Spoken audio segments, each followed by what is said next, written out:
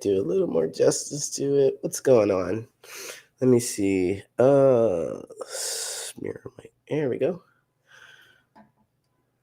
All right, that should be good. Um, what's happening? Good morning. This is this is this is the day. Be adjusting that on my. There we go. This camera is funny. What's going on, everybody? Good morning. Good morning. Hope you're doing well. I'm messed up today. I'm not feeling good. I've been fighting something for the past several days. I've been fighting something like since Friday night, Friday afternoon, and it's really got a hold of me, like a real bad chest cold. So that's probably what you're hearing right now. It's just my chest congestion and all that. I don't sound as nasally, so I think my voice is deeper, but I'm not quite sure because um, all that nasally congestion in your ears and stuff like that, it gets to you too. So that's where I am this morning. But I want to make sure that I'm here to, like, on Wednesdays, I'm here to answer your questions. I'm going to talk about meaningful relationships and connections. Lady, it's good to see you here this morning. Everybody else who shows up. I'm live Monday, Wednesday, and Saturday at 9 a.m. Central Standard Time. I'm here to talk about these relationships and platonic relationships and how to make these meaningful connections, and all the stuff I got going on up here is here. You can check it out. And I'm also live on Facebook, YouTube, LinkedIn as well. So if you're watching me there, feel free to DM me, and I can read your comments. I'll see your stuff there too. So I'm here to support you in all these relationships and stuff like that. I had a couple of topics that I wanted to talk about, but I'd be curious. I'm thinking, maybe I could do an open Q&A today, and a couple of things that was on my mind. Um, One was about support, being in supportive relationships with anybody. And I forget where I heard this. There's a quote, and like I'm so brain fogged that I don't even remember the quote. But the essence of it is that there's a difference between like doing what you want to do. Thank you so much, lady. I appreciate it. Doing what I'm going to the doctor today. Like after this, I'm going to the doctor's. So they're gonna give me something for this congestion and get me out of that. Um, but so what I want to talk about today is being supported, like supporting in relationships. And I'd be curious to know, you know, if you find that you were a supportive friend, if you think that you're a supportive friend, because like I used to believe that I was like a really supportive person and I wanted to help people. Thank you so much, D. I appreciate the 9 roses. Um, I used to be one of those people who really believed that I was just an absolutely supportive person. I would pour into people and do things that they didn't ask me to do because I thought that they needed it. I thought that they could benefit from it. And I find that this might be a little controversial to you all here, but I find that it's very, very toxic to do that. Now, hear me out on this because the way I would do it, and maybe some of y'all think the same, maybe y'all on the same page with this, but not only just not toxic to me, but toxic to the relationship in general. So, of course, I'm spending all my time, effort, and energy doing all kinds of things to support my friend in ways that they didn't matter because I believe that I'm an amazing friend. I'm awesome. I'm going above and beyond, and they're going to see my accomplishments and they're going to appreciate me. They're going to love me because I'm here for them. I'm the ride or die, all that stuff. And you know what? They don't even have to ask. All they have to do is raise their eyebrow, make a little hint or suggestion, or I might think that they might need because I'm always thinking about them. When I go shopping, I'm like, okay, maybe they could use this. Maybe they could use that. That would be great. And then gift that to them, then gift it to them. I'm thinking that I'm being amazing, overstepping. Yeah, you overstep when you do that kind of stuff. You overstep and you destroy the relationship. How? Well, first, of course, you're destroying the relationship with yourself. Like you're not paying attention to your own needs. There's something that's really driving you to do whatever it is that you're doing. This need to be liked or appreciated, where you're not even thinking about yourself. You're thinking about what you can do for other people so that these people can like you. Mm, huh? They don't get to really know you when you do that kind of stuff. So when you do that, if you think you're being supportive, you're destroying the relationship with other people. It's not connecting the way you want to, rather. So it doesn't it doesn't really honor that person as well. So there's like two reasons when you do this kind of stuff. We talk about it as people pleasing, but when you give and you give and you give and you think I'm supportive, I'm supportive, I'm supportive, I'm doing all the things for the person, you destroy your relationship with them because you don't really see them authentically. And this is where another place where there's so many places where trust breaks down in your relationships, your friendships, your connections with other people. It breaks down because you don't know what it is really. You don't know what it is. You're not seeing that person for who they really are. See, when you are not, or you believe that you're a supportive friend, but you're not showing up as a supportive friend, even though you're doing all these fantastic things for people, you're doing all this stuff, you're running up and down, doing all the stuff for them, but they didn't ask you for that, and they might need something. Oh, good morning. I'm glad to hear that. And Dr. Barry brought you here. It's good morning. Glad to see it. Alecocentric. Forgive me, I'm stuffy today, and I can't read anyway. I'm terrible at this.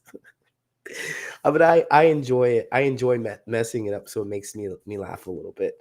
Is there different ways to show support other than giving material things? The ultimate way to show the support is to be able to listen to the person and have them tell you what it is. Everybody's looking for trust. And so a lot of people just don't know what trust is, or they trust is essentially you are going to do something on my behalf.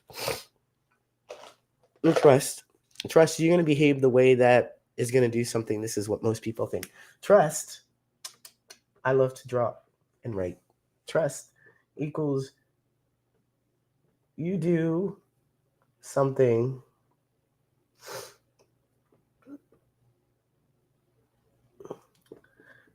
and this is specifically, I'm going to use a different color.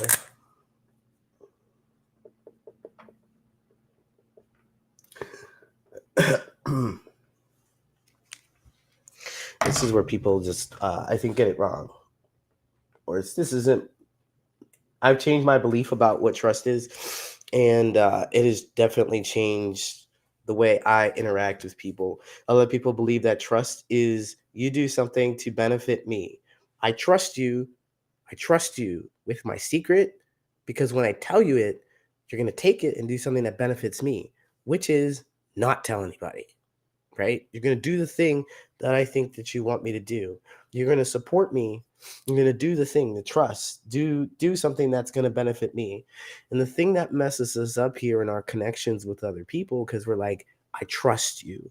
I trust that you'll behave in a way that benefits me. This is, and I want to just get rid of this definition and move it aside because it's not about you. It's not about you. This isn't about you. So when you trust people, I want you to think about doing things that benefit, trust that they will do things that benefit them. Trust that they'll do things that benefit them. How does this excuse me, answer your question? Different ways to showing support. Well, you have to allow them to tell you. You have to allow them to tell you what they need from you. So then the support is, I mean, do this little drawing. If you're new here, I love stick figures. But we're talking about these relationships and connections. So you want to support this person. Well, that's fantastic. So they have stuff that they need in life and they're thinking about it. They've got this triangle, but you haven't really talked to them and you think they need a square. And so you go and you give them a square and they're like, ugh, this frowny face. I don't want that. I don't want that. I don't want that. But you didn't tell them. You didn't talk to them. This is what we do when we just kind of, we're not paying attention to other people. We don't trust them. We don't trust them. So we just continue to do this thing. I hope this is making sense to y'all. Tap the screen. Let me know if this is making sense to y'all. You give them the thing. You give them the thing. And you don't trust that they are going to do something that benefits you right here. So when they say, "Oh, I don't," oh, I'm going too much into this. I'm going too much into this. Let me just back up a little bit. Let me back up. God, I think I missed a couple of steps here. But if they don't outright say what they need or don't know how to say it, then you got to ask them. You need to know that you asked them. You should ask them for what it is that you're looking for. So the ultimate goal for you who wants to be a supportive friend is to give them something to help them feel supported. This is not the impact that you wanted. We need to pay attention to that. You didn't want to make them frowny faced. You had a desire to make sure that they felt supported and you thought this is what they needed, but you never asked them. You don't trust them.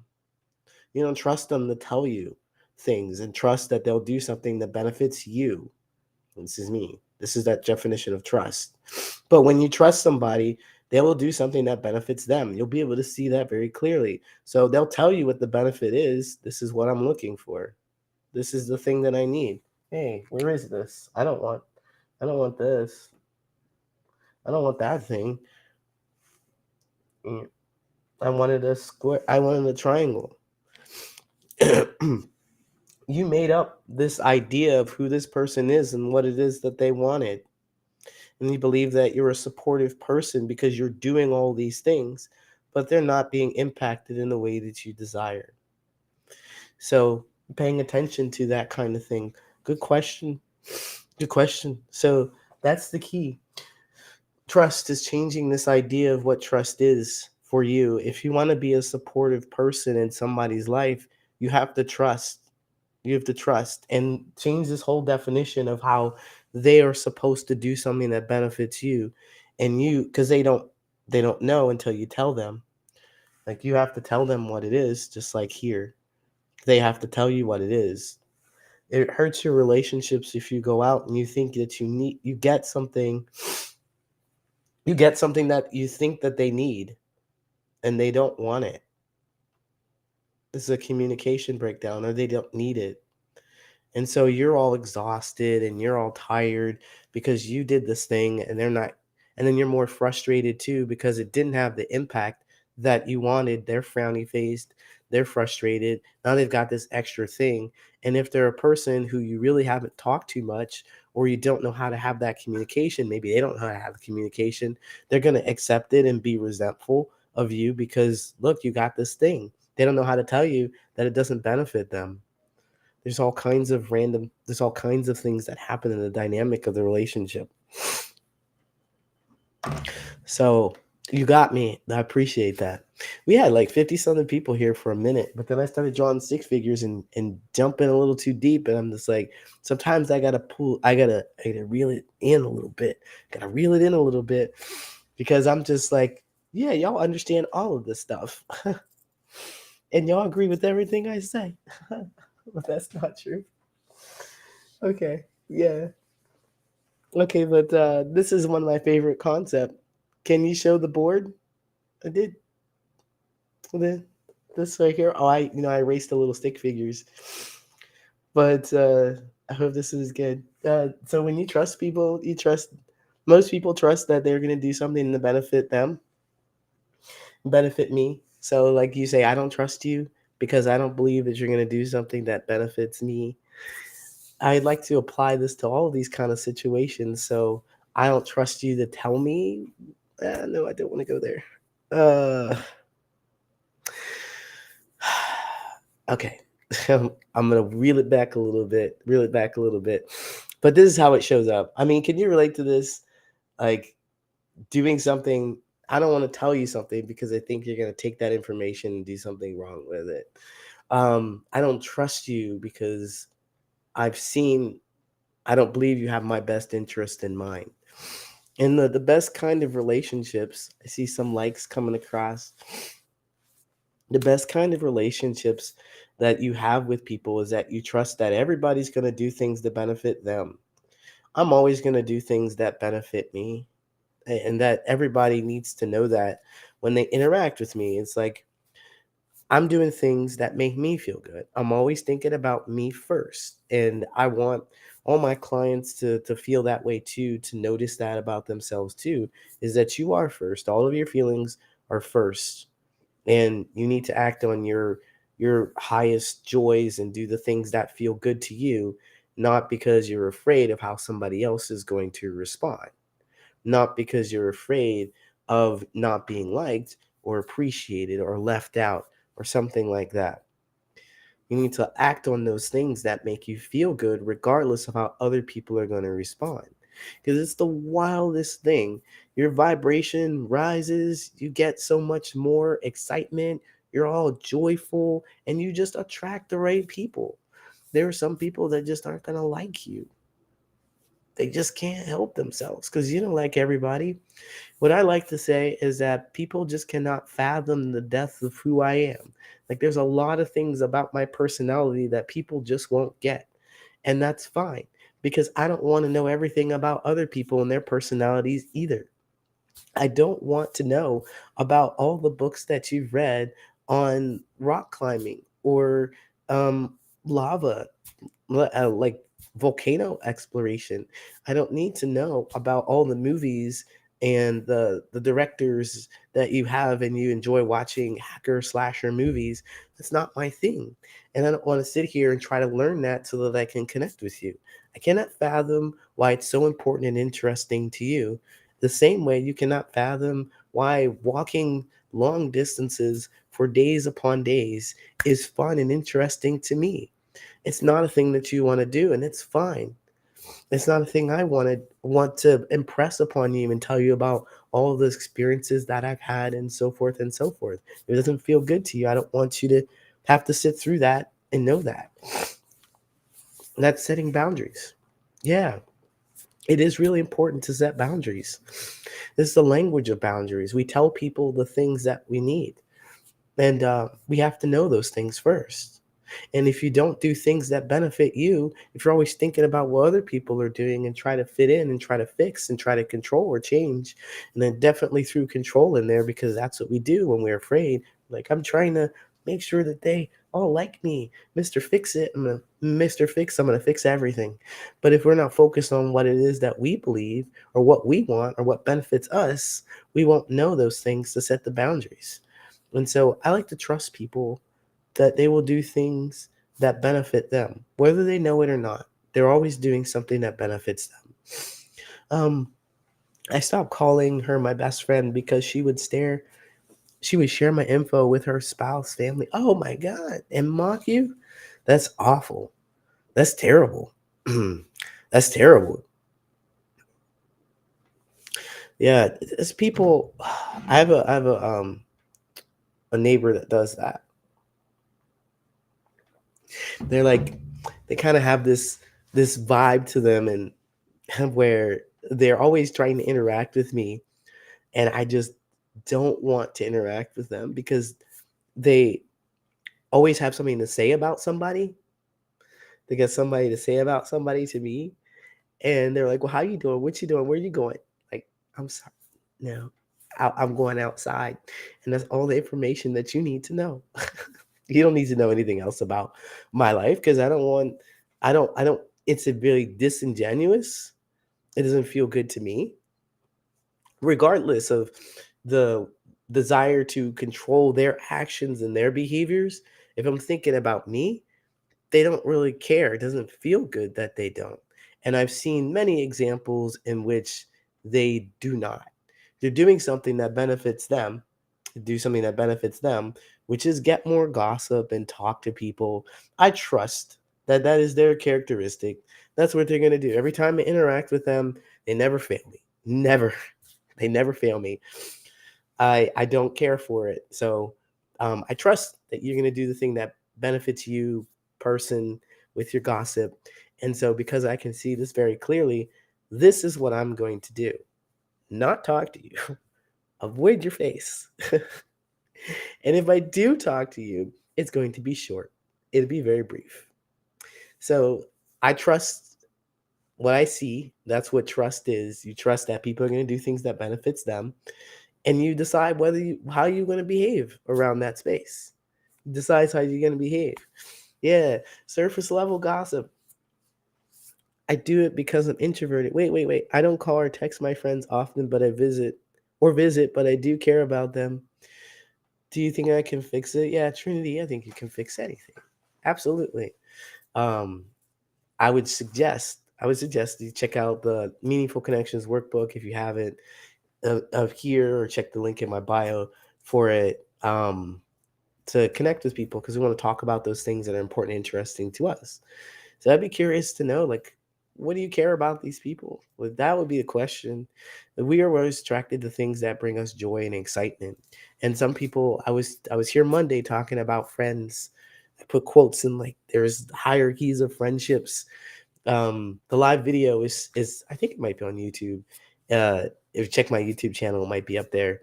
But I talked about these hierarchies of friendships, right? And relationships, rather, not friendships. I like stop calling people friends, not calling people like work friends or childhood friends or what is it, low maintenance friends.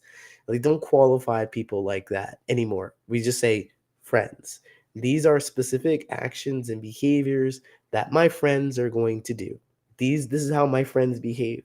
This is what I do when I interact with them. This is how they treat me, and so forth. And we label those people friends, because I think that when we talk about creating relationships with other people who we don't see very often, we still call them friends, but they may not meet some kind of criteria for us that bring us joy, that make us want to continuously talk to them. This is where I'm going with it. So I wonder, what about your friendships that you really want to know? I mean, that you really want to reach out to them, because you're trying to fix something, but you can fix it if you find the joy in the relationship that you have. Yeah, we gotta get back to the meaning of friend. And for people, for me, as a person who's out there making meaningful connections, social connections, coaching, and helping people make those connections, I'm doing it myself. And I know that there are some people that I absolutely want to hang out with, and I want to call friends, and my friends do a list of things, specific actions and behaviors that these people do, and then they are like the second highest people that I'll give time to. The other highest people are the close connections. They're slightly higher than friends, close connections, and then there's friends. And notice it has nothing to do, these categories have nothing to do with time. They have nothing to do with familial relationships, because look, family members can be strangers. We'll throw them all the way down to number five, where they can be strangers, because I don't know you like that. I don't trust. Well, I trust that you'll do things that don't benefit me. I trust that you'll do things that hurt me every single time. I don't want you close to me. How dare I call you a friend? Like, you're a family member who's distant. And so it's important to categorize those things. So what is friendship to you? What is trust? What is support? All of those things that we were talking about, we always have to identify and not just identify, but define what they are. What do they show up? How do they show up to us? What do they really mean? What do people do? This is the language of boundaries and connecting with people. And if you want more information about this kind of stuff, I coach about this stuff. But I also have a boundaries blueprint workbook as well. So it's going to give you specific words, specific steps for boundaries. And everybody's boundaries are different. It's just a formula to help you discover what your boundaries are and take the focus off of what other people are thinking and feeling and put that focus on you. So that's the way boundaries work. All of the above is low in my life. What do you mean? Just fancy 21, like connecting with people or the families. And oh, maybe it's the stuff that I said about families and so forth. Yeah, they're kind of lame, especially if you're a black sheep in the family. I definitely am. Um, trusting people, deep connections. Oh, okay, got you. Yeah. Um, the number one thing with trusting people is that we've been taught this right here. They will do something.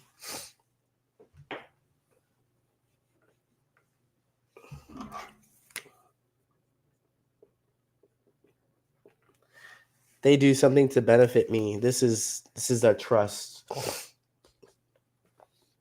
Oh yeah, and this is your first time here. I'm not feeling well today. Well, I mean, I'm feeling a lot better because y'all just lighten me up here. They do something to benefit me. That's what we believe trust is. That's what people told us. And it's a lie. If you start thinking about yourself, you're selfish and you're wrong. And again, that is somebody else thinking about how you show up and wanting you to change and wanting you to. So I think most people, in my experience, I'm selfish. My family members have called me that quite a bit because I do things that benefit me. I do things that benefit me, and they believe that well, I should do things that benefit them and only think about them without me, without considering me. Get out of my face. Get out of my face. Get out of my face. Especially if you don't appreciate it. Like, do you think that I should just bend over backwards and do all these painful things, give money, give time, give energy without considering how it's affecting me? Like, look, I gotta pay bills too. I gotta eat too. And you just gonna be like taking and taking. You like, oh, I'll pay you back. I'll pay you back. I'll get you back. All right, no problem. Sure. Like, Kim, how about this? How about this? I got an idea for you. You pay your bills and I'll pay my bills. Are we good? However you're spending your money, I don't know what it is, what's going on there. But you have to be able to pay your bills because nobody's coming to help me. Nobody's coming to help me when a repossession or I get kicked out of my apartment or something like that happens. You're not helping me. The best thing that you can do because you're broke, you can't help me. That's the thing. The best thing that you can do is help yourself and allow me to help myself. Perhaps we can talk to each other about how to change this dynamic.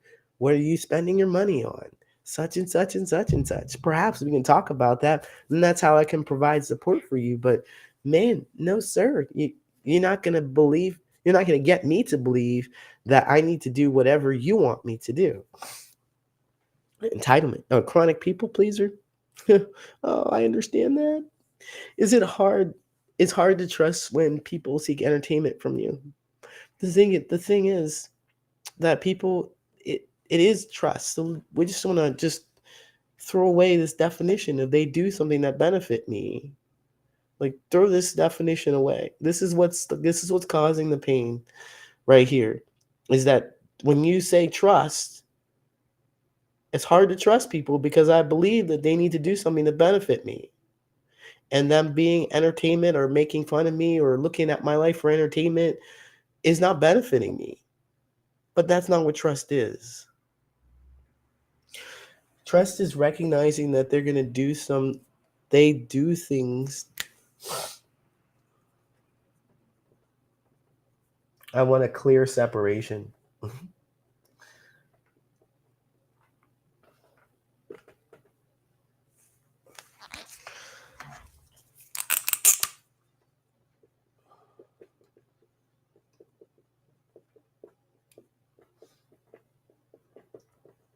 There we go. Clear separation. This is this is what trust is over here.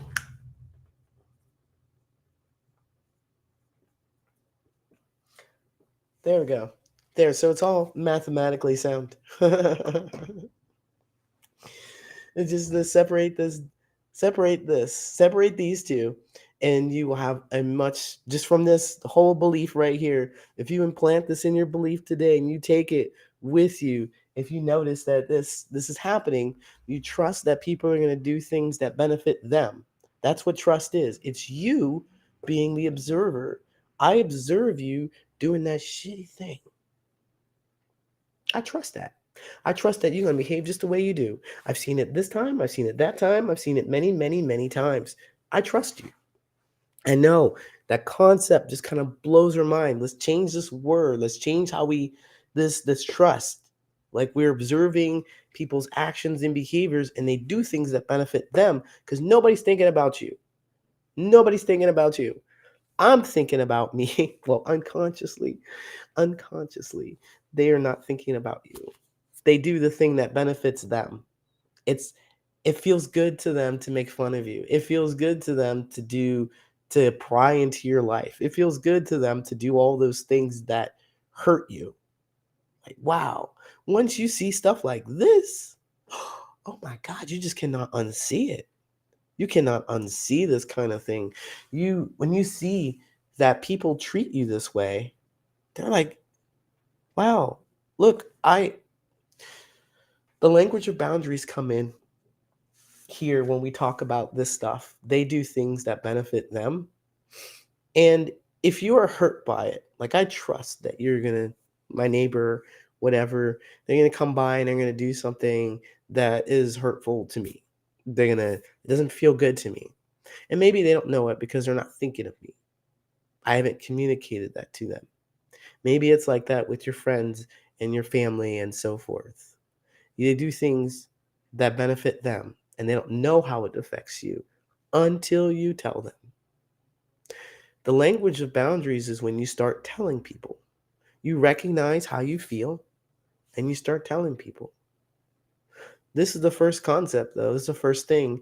People don't do things for you, they do things for their own feelings.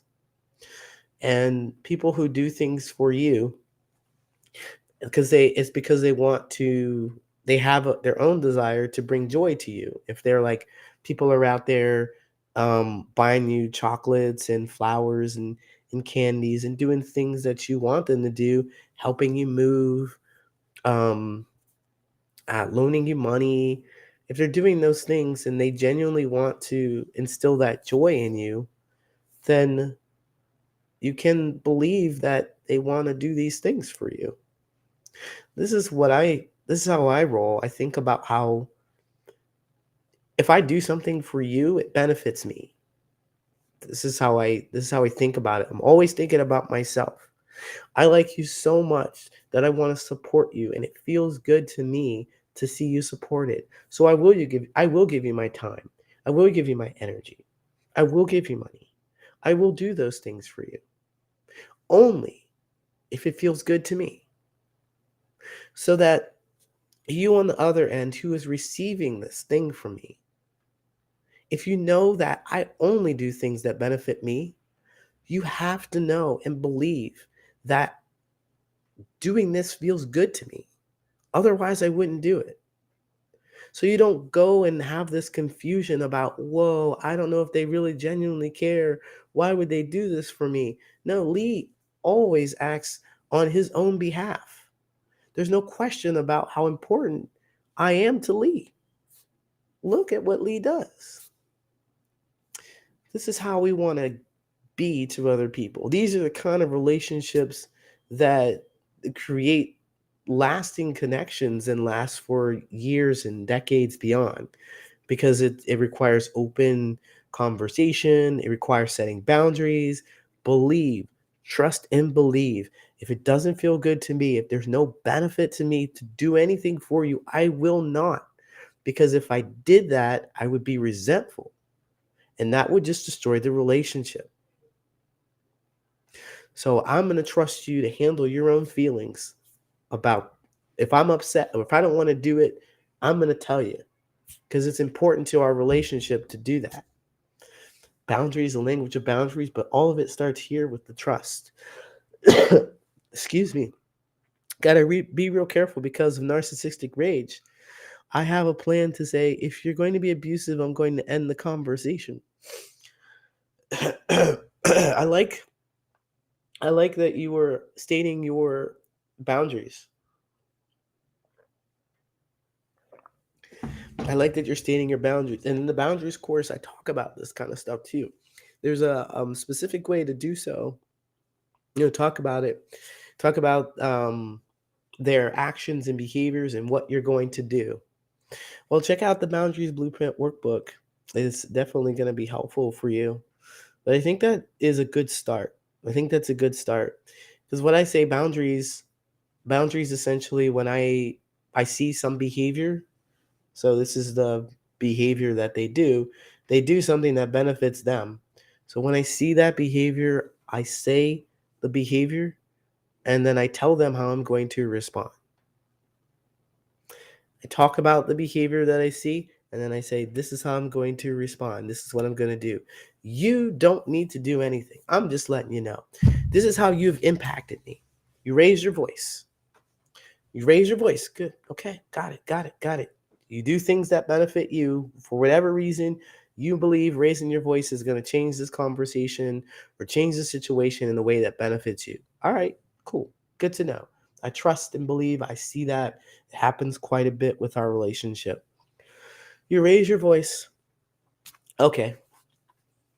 I notice you raise your voice. I feel really threatened. I don't like it.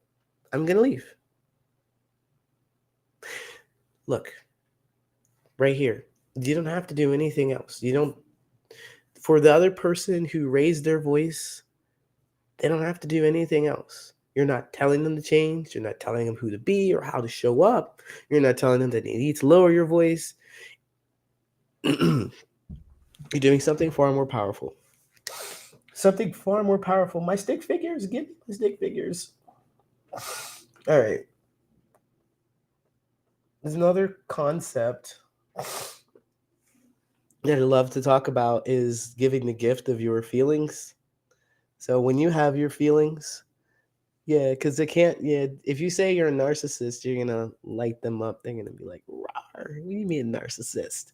Yeah, blah, blah, blah, blah. And you'll probably go from one point to the next.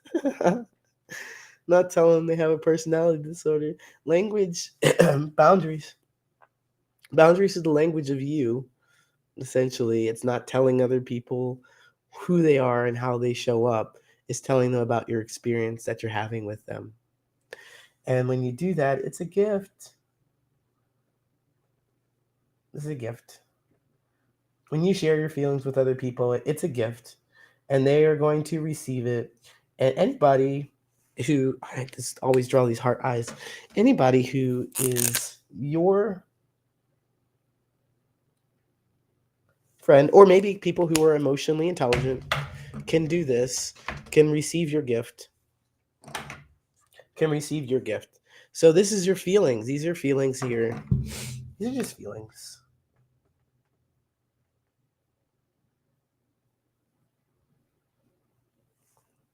You tell them about their feelings about the experience that you're having with them.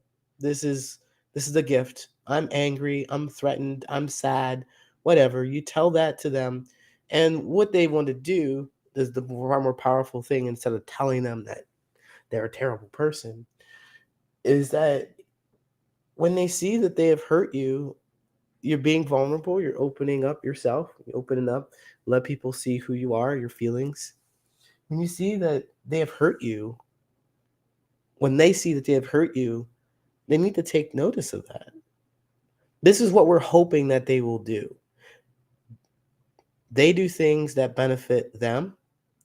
So if you give them information about how you've been hurt, the expectation or the hope is in real close friendships is that they will see this gift of your hurt feelings and realize that, wow, they impacted you that way. It doesn't benefit them to impact you that way. So they would change. They would do something different. That's the only thing that we can do. is we tell them how we feel about our experiences with them and hope and believe that we are important enough to them that they will be like, "Oh, I hurt you. How? Let me not do that. Let me not do that. Let me receive this gift and understanding so you can get closer to each other." This is what we're looking for in our relationships. It's what I'm looking for in my relationships with other people for certain. I want people to know, or I want to know that we I mean something to them. I mean something to them. And I like to see this sooner rather than later. I design my own experiments to make sure I can see this sooner rather than later.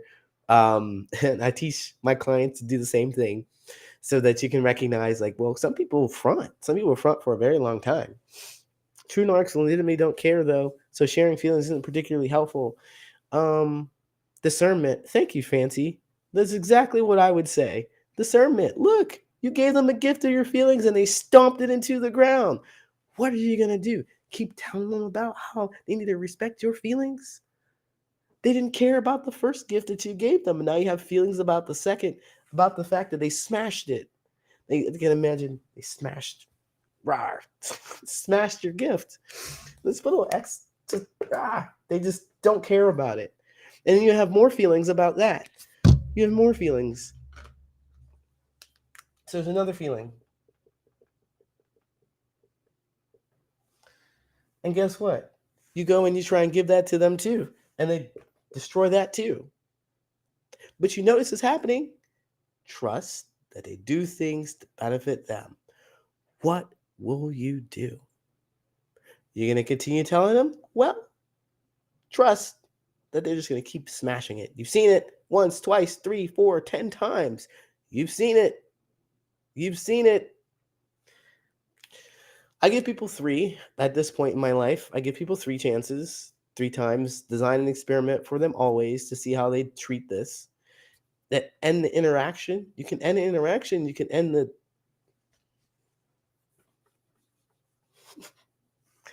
You can do that too. There's billions of people in the world. You can do that too. It's hard though. It's hard to just get rid of that person. It's hard to leave that person, especially if they're family. Especially if they're family members. There's other people around there. Oh, well, this is my brother, so it's been 50 years of the same thing. Or you can continue doing the thing that you want and then, talking about how, it provides value either way. It's something that you can do. You can well, they don't listen. I tell them how I feel and they don't listen. So that's what it is. And I'll just continue to tell them how I feel and they won't listen. That's just what it is. And then I can go complain or tell other people about how they don't listen to me. And I've been in this cycle for decades doing the same thing, complaining about how people don't change the way I want them to change instead of me making that change. But also, hey, it's comfortable. It's familiar. People are going to do what they do. I trust that they're going to be like this. I know that I'm going to be frustrated with talking to you. So I just mentally prepare for that when I come in. That's cool. That's cool. There's nothing wrong with it. If you have a desire to make a change, then you make that change. If there's no desire to do so, then there's nothing wrong with it. It's just something to do. It's me. Yeah, it's me.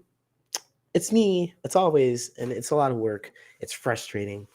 It's a lot of work. Family members are my kids. Your kids are like that. Your kids are like they don't care about your feelings.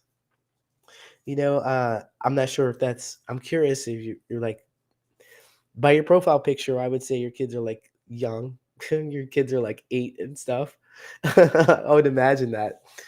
But as a kid myself, I'd be like, I get that because I did a lot of work with my family as far as creating those meaningful connections. Because I talk about this as a friends and family kind of. Oh, I see you got kids who can have some emotional intelligence. They have that age. But my story is that I think it's like this for a lot of people too, this dynamic.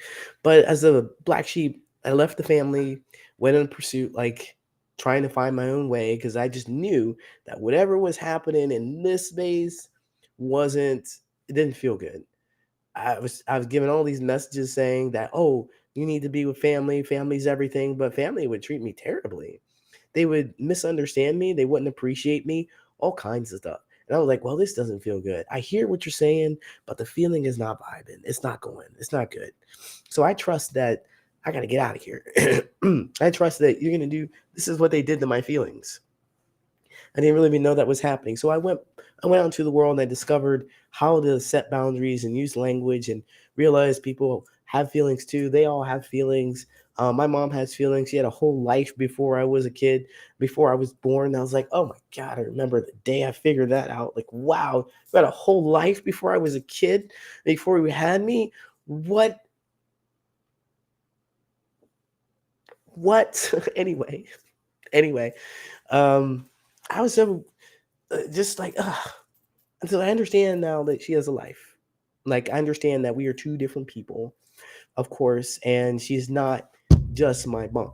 She had a whole life before then, and she had a life of being parented, of being parented, and all these things, and all these things that I knew, they come from her. Oh boy.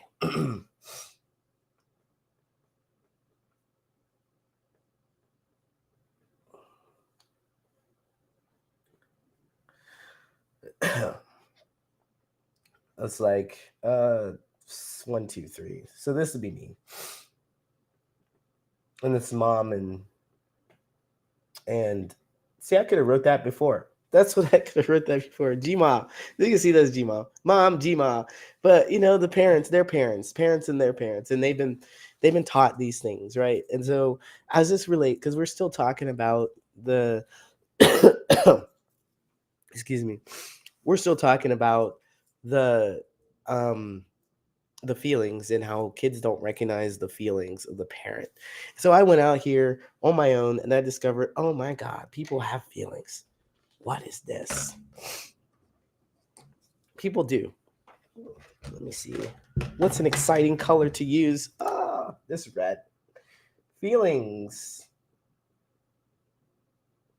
These are my feelings. I have feelings. I went out into the world and discovered I had feelings. And it's wild because these two people, what I discovered is they didn't know. They didn't know that they had feelings. It's stick with me in this. They didn't know that they had feelings. And the reason why I know that is because I went out there and I didn't know either. Because we always just pass down what it is, what we teach, what we know, subconsciously, unconsciously. We model this behavior and we also tell them, we give them word of mouth instructions of how to do the thing, right?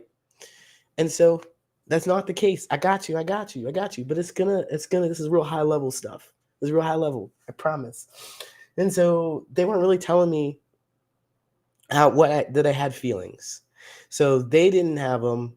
Of course, this person born in 1920s was in survival mode. A black woman in the 1920s in America, immigrant to America, survival mode.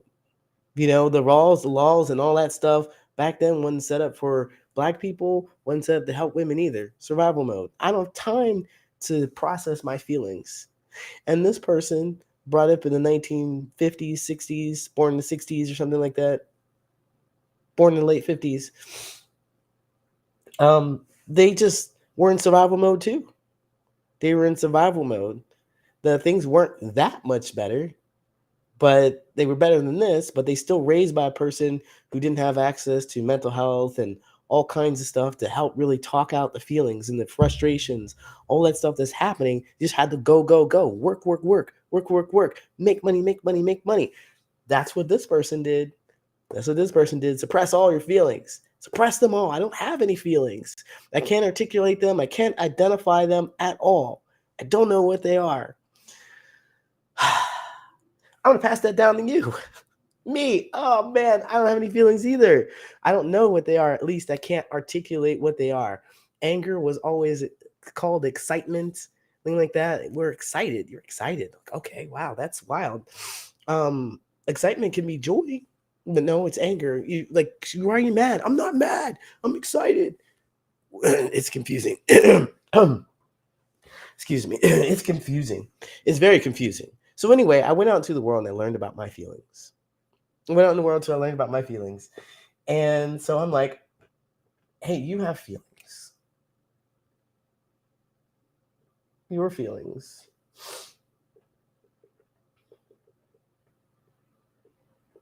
It's too late for anything that's happening here. This is just like a thing to talk about. But um she has feelings. My parents have feelings about life and experiences and ideas. So I'm like, "Oh, you also have feelings. That's interesting." But when you express your feelings to me, it's hard for me to wrap my head around the fact that you have them as your kid, especially if you tell me that things were hard on your end, being a single parent, raising three kids, not showing me any the kind of love and attention that I thought that I needed, that I wish that I had from you. You tell me your feelings about some situation, and I'm like, I have my feelings, and they rise up. I have my feelings. Forget about yours. This dynamic here tells me that you should be taking care of mine. You don't have to believe that. Nobody has to believe that. I don't believe it. But this is what society basically tells us a lot. That our parents don't really have feelings about things that happen and our kids can't understand them. Not everybody's not supposed to. We're not supposed to burn their kids with stuff. I don't have any kids, I don't know. But I'm doing the reparenting. People talk about reparenting and stuff like that. Reparenting is basically making sure that because they didn't realize they had feelings until their 50s and 60s, when you start telling them that I have feelings, let me show you what it feels like to open up without getting hurt. I'm here for you. Let me show you how that works. And you do that for them. And you show them your feelings. And then um and they're like, "Oh wow, I can do that too. I guess I can do that too." This is the dynamic that changes a bit. They can You can show your feelings, but it was me. I did a lot of work to suppress because when I'm like, so I had this medical emergency when I was 20 years old. Um and I was away at college. I was like the first person to actually go away to college. My brother's really smart though. He did a lot of college stuff. He just stayed local. But I was the first one to go away. And I was like, after I left that summer, I left and I came back that summer. I was like, I'm never coming back here again. Never come back to my hometown again. I don't want to be here with these people who are just upset about everything. What's going on? This life sucks. So anyway, I stayed out there and it was a summer and I was just, by myself. I was used to being by myself. I had a medical emergency and I had to have surgery. And they were like, it's appendicitis. The appendicitis had my appendix removed. And they were like, look, you need somebody to call. You got somebody to call. And I'm like, no, no. And when I got to the hospital, I didn't know about this, but they do have an emergency contact for you on your form somewhere. And I'm like, okay, well, they called that person. That emergency contact was my mom. I don't believe that my mom is a terrible person. She's not a terrible person. She's a person who just didn't know they had feelings and how to regulate them, right? And so they put me on the phone before I was going into surgery. So they're wheeling me on the thing on the surgery. And I hadn't talked to anybody. Nobody actually knew that I was in the hospital. And I was dating somebody at the time. I had people that I would call friends. I just didn't believe that I didn't believe that they would care. I honestly didn't believe that they would care. And so, um, but they were wheeling me into surgery. A nurse caught up to us and they said, your mom's on the phone. Do you want to talk to your mom? And the meds were kicking in. The meds were kicking in. I didn't notice, but I think back the meds were kicking in. And she was like, What's going on? Like with a really high pitched, intense, like hair raising voice. What's going on? Oh my God, are you okay? Wow. Wow. And we didn't talk very long, but I was very calm. I remember being very calm and being like, yeah, I'm okay. Yeah. She was scared. Right. Ophelia, she was scared. In that moment, as a 20-year-old, who's never had surgery before, completely alone, believing that, I wasn't gonna wake up. I was like, this is why I didn't call you. You don't know what to do with your feelings. I'm supposed to understand how you feel about this situation. Can you put that away for a second and empathize with me? You're screaming at me what's going on doesn't help. So I shared that story so that we could return back to this space and talk about me and my feelings. I was really upset with her at that time because it made everything feel so much worse. I felt so much more afraid myself. But I survived the surgery, obviously, and I could return to talk to her about that event. Of course, you were scared. Of course, you were scared, Mom. You were miles away from me. You don't know anybody who's had surgery either. You have the same kind of fears I do. You can't help me. You can't get here. Of course, you would do that. Because, of course, nobody's taught you that you had feelings and how to regulate them. You didn't know the thing. You didn't know what I needed in the situation. I can put aside my feelings to hear that. I can connect with you for that kind of thing. This is just like one example. It's just one example of the many things that we want our kids to understand about us. I don't have kids, but my parents, I want them to tell me about their lives so that I can understand how they felt about things. I'm looking for that personally so that we can be better connected. And I want to be able to share my feelings with them. You messed up. I was scared. You made it so much worse. Don't fight me on that. Please don't fight me on that. I won't say you messed up like that. But I'll say when we had this conversation, she received it really well. I understand where she was in this situation, how she was feeling. And I'm like, well, yeah, that was really scary for me. Like your call didn't help me like you wanted it to. I don't know what was supposed to happen, but it just made me more frightened. That's the thing. And so we just need to be able to understand each other that way. That's what I'm looking for. And that's what I think perhaps you want with your kids is to understand that you're a human who is doing things. And the way to achieve this is one, somebody, probably you, because you are the parent. One of you, your kids or your parents, I was the one who initiated this, but make a safe space for somebody to share their feelings first. Like they share their feelings and you do all the calling and stuff like that. And then you are able to share your feelings with them. Now, the same thing. Had a knee replacement, didn't take work, and she did pick me a day later. What? She didn't take care. She didn't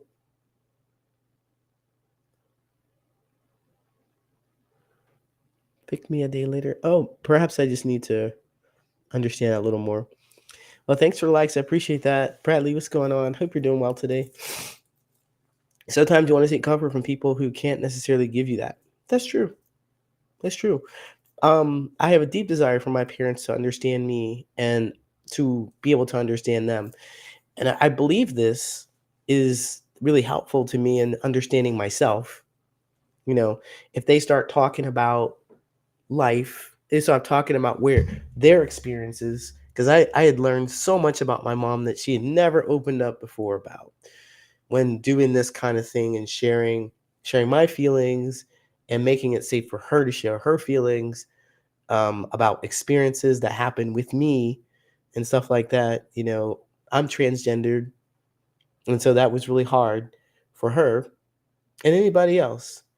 They have feelings about it, and so I'm able to hear those feelings. I'm able to hear how they feel. Well, I lost this. I wanted you to have this, or this is what I imagined in your life. What was so important to you about this kind of thing? I can do all that because at the end of the day, I feel comfortable and secure in me. Good morning, flamingos and frogs. What's happening? You've had a migraine for last 10 days. Oh, that's terrible. I hope that you feel better because I'm over here. I don't quite have a migraine, but I do have a frog in my throat, I suppose. Trying to sleep is the worst. I actually had to get up and go like in the middle of the night. I was like, I will be fine. I can make it till the next day, and then I can walk and get something, but I just couldn't. It's such a dry, unproductive cough. So I had to go out and get some cough suppressant. And I was doing a very uh, natural way of living, strong immune system, just, eating organic stuff, garlic and all kinds of things like apple cider and oregano to kind of help with colds and things like that. I was doing really well for a few years. I hadn't need to take anything, but this one, it's like, bam! And I think it's because I don't know what to use to relieve chest congestion. So I would have to discover that. I'd have to discover garlic and onion. Yep, I do eat lots of garlics and onions. But this is the dynamic that we're looking to fix. Mucinex and lots of water. So I did buy some Mucinex, but lot I'm drinking a lot of water too. But I mean the holistic natural kind of thing. There's a version of Mucinex that is natural. I saw a lot of elderberry, but I was like, I'm delirious. I'm out of it. I'm not going to look for anything. I'm not going to try and figure this out.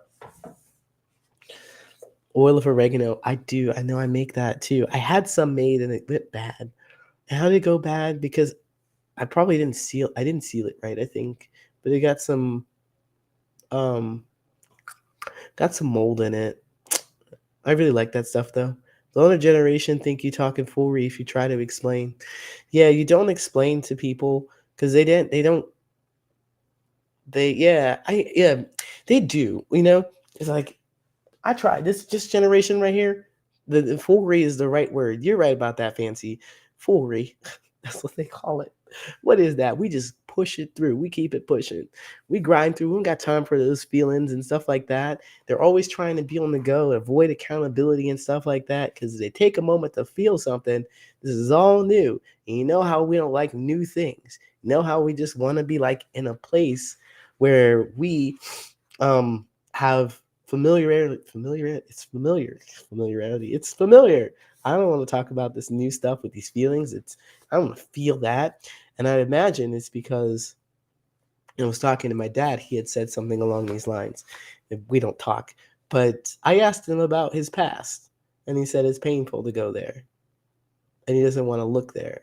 And I imagine, so this is us, me, I'm 40, talking about my own life and experiences and things like that, and being able to talk about my feelings quite clearly. And this generation, I'm like, hey, you have feelings, don't you know? And they're like, oh, it was so painful to go back. And then it was like, how Doctor Strange was going through this weird time warp thing, and he was checking all the things. He was like, and his face was spinning and stuff. It's just kind of like that, or maybe Exorcist is pretty helpful where the head's spinning, whatever. But anyway, that's what's happening with them. They're like, oh man, I have to go back to this place, and this generation right here is like, you don't want to go beyond this. I don't want to feel anything that happened back here. It was so terrible. And so that's the challenge. Just another challenge that we're facing. It's like foolery. I have to dismiss it. I have to make you small. This has happened many times between me and my mom, is where I'm like, you have feelings there, don't you? I don't have any feelings. I'm going to attack you so that you don't talk about my feelings. Like, oh man, it works because I get triggered. It's hard with family. It's hard with family, but this is a great book that will help out. No drama, discipline. This is a way to help kids and parents understand. I actually read this book because I don't like to read much. I like to listen. That's how I absorb my material. But that one was such a good read, and I'm glad that I actually spent the time to read it. But the thing is that um it's painful to go back there. And so I'm like, well, the thing of what I understand about this is in the universe and connection and all that stuff. I'm personally on my own journey to understand more about me, and these people are going to help me do it. Like, how were you? So if I talk to you about your life, then I can understand why you treated me this way. I can understand more about why I am the way I am. Perfect. I need that. Thank you so much. You're going to help me continue on. If you tell me about the things that have happened in your life and how you overcome them, I now have this information so that I can go forward in my life. If you hide all of these fears and these troubles and these things from me, I have to suffer as well. I have to go figure it out. When you had the information, you could help me. And that's what you want to do as a parent, right? We can fix this. If you've seen Steven Universe, we can just talk to each other. We can just talk, right? Yeah. You would have thought I was in my 20s. Well, thank you. Beekeepers Natural has a holistic sinus support pill. Beekeepers Naturals, huh? Beekeepers. I'm going to buy some honey. I've seen so many tonics and stuff. I have some holistic sinus. But I definitely know, I know that I have something that I may need some antibiotics or something for, because the way, the way it's just sitting in my lungs, it's just sitting there. It's like, could come out. Come out. It doesn't feel good in there. Get out. I've had to suffer, as you were saying, by figuring it out on my own, right? See? Try a tonic called Feral Compound. I have to look that up. I have to look these things up. Y'all always come with such support. I appreciate that. I get book recommendations and all kinds of stuff. And just maybe you help them too. Right on, Ophelia. Right on. We do. This is all reciprocal. They finally feel this seen. I know that this person, my mom, could not talk about anything to anybody. They didn't know how to handle their feelings. All they did was give advice and say, you should do this, and shame and shame and shame. You should know better. You should know better. This person, the parent to this child, you should know better. You should know better. You should know better. Because this person was trying to figure it out too. This person didn't have the ability to share what to do in some situations. They didn't have the knowledge, and they weren't willing to open up. They didn't know how to do the thing. And so this person suffered trying to figure out things on their own, and they did a really good job. They did a fantastic job. I will never not say that about my mom. She did a fantastic job. We always do the best that we can with what we have, and look at me, I'm here. Like, I like to tell her that too. I make sure to tell her that she does a fantastic job whenever we're talking. This is the process, and from what I've discovered, it's a process that we just, because we have such a desire to be heard by both sides, that when we're not, it's so painful that we just separate. For me, anyway. For me, it's like separate, and then we come back. It's been like we separate for years. Yeah, for years. And then it became more like months. And then it became closer to weeks, or something along those lines. But it took decades to get to this, though. like decades for me to understand me and why I was so triggered, and to be able to not be triggered and to share my feelings. It's like you have to be able to be in that mindset when you go in those spaces. Mucinex. See, the Ophelia, I got you. I do have Mucinex. Yeah. I'm looking for something that's holistic, though, because Mucinex is manufactured. It's working, though. I mean, I'm able to breathe today. I went to the drugstore last night. I found a 24-hour one at 1:30 in the morning, and I went and I grabbed it. It looked like death. I'm pretty sure that by the cashier, you're like, I had a mask on, of course. I want to make sure that I'm not out there infecting other people. I had a mask on, and the cashier was like, and they took the scanner. They could take your items and scan the item. Wow. I'll be right back.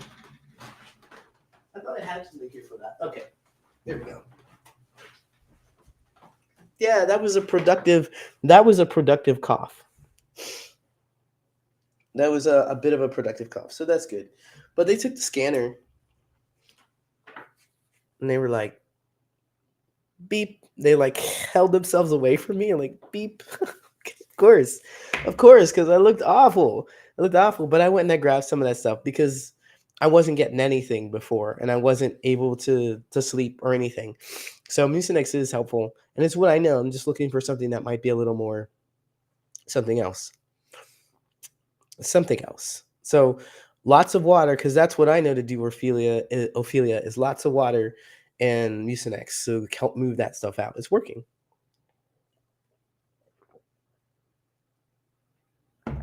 But I'll see what they're gonna do. Probably had another option to speak about their actual feelings. Nope, nobody has except this person here.